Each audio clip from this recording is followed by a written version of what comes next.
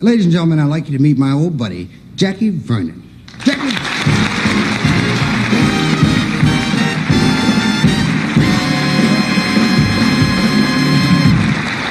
I'm glad you could finally make it.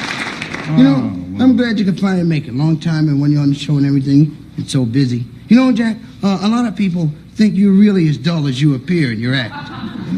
Well, you know that ain't true.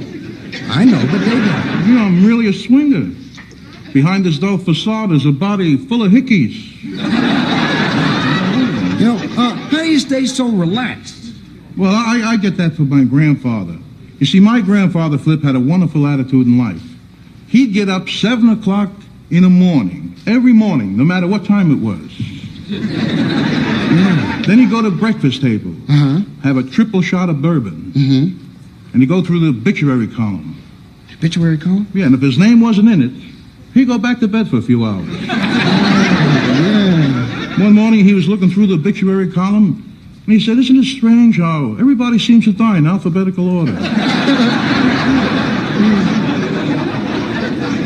Jack, what do you do to keep in shape? Keep in shape? Yeah. Well, I get up first thing in the morning, jog to the bathroom, take an ice-cold shower, I close the umbrella, go back to bed. Oh, I thought maybe you played golf. I used to play golf, but I switched to bowling. You don't lose as many balls. That makes a lot of sense, Jim. Were you always this big? You mean lusty? Yeah, lusty. Well, in fact, I was a big baby. I was born on March 27th, 28th, and 29th.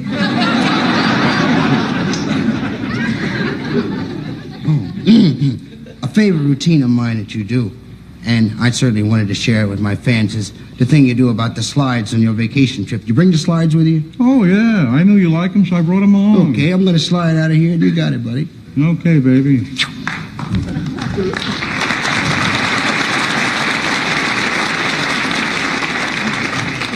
Now I'd like to show you some slides on my vacation. This first slide, I'm getting my car ready for the trip. That's my car, the little blue job. 49 Nash Rambler. That's me inside, changing the sheets. That was a heck of a good car. Just made the final paint about a week ago. Doesn't run anymore, but I sleep in it. This is the first day of my trip, entering the Holland Tunnel. This is the second day of my trip, coming out of Holland Tunnel. Here I am at the toll booth, tossing some money in a basket. Here I am under my car, looking for the money. Incidentally, if you ever want to have some fun, I like to kid around. Next time you come to a toll booth, try this. You pay a toll, you know, the way you always do, then pay for the guy behind you and leave. Now, the guy behind you will pull up to the toll booth, and the officer will say, "Well, that fella had paid for you already." And the guy will say, "Paid for me, really?" Did he say why? The officer said, "I don't know why he paid for you. Now, hurry up, cars are waiting," and it'll drive him crazy. He'll try to catch up to you to see who you are. And you always stay a little ahead of him. It's really great fun. Last year, I spent $85 paying for the guy behind me. One guy followed me all the way from the Holland Tunnel, New Jersey, into L.A. I paid 168 tolls. He caught up to me. I told him it was a joke. He laughed. He said, "You going back?" Here I am picking up a hitchhiker. There's a hitchhiker holding me up. There I am hitchhiking. The hitchhiker again, picking me up in my own car.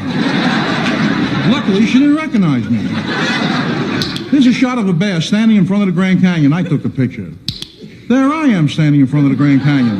The bear took the picture. There's a bear and I standing in front of the Grand Canyon. I don't know who took the picture. I know who took the camera. That hitchhiker. Here's a little roadside restaurant. I stopped and had a bit of lunch. The food was terrible. I never complained.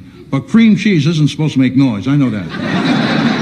It's a horrible place. I ordered cherry herring. They brought me a dish of herrings with cherries all over it. It's hard to drink. The bones got stuck in my throat. Here are the Woombapi Indians praying for rain.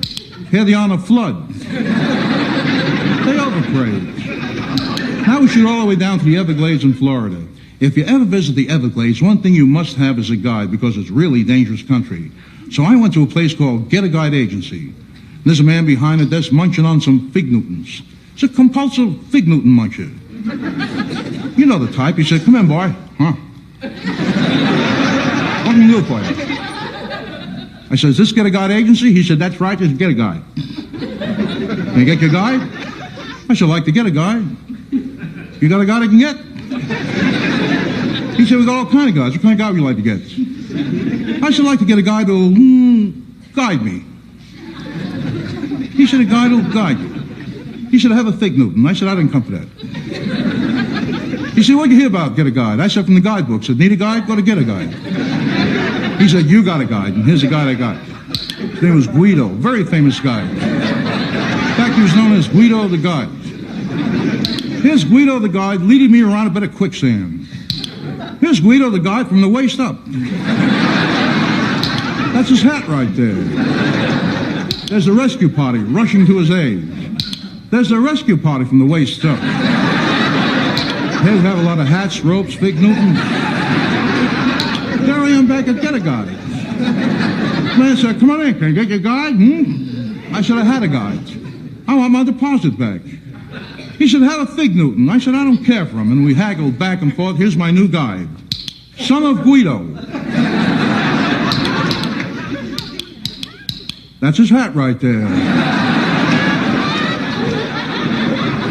Well, that's all we have time for. When we meet again, I'll be showing you more exciting slides. Also, meet again, I hope to have enough money for projecting the screen, because this is ridiculous.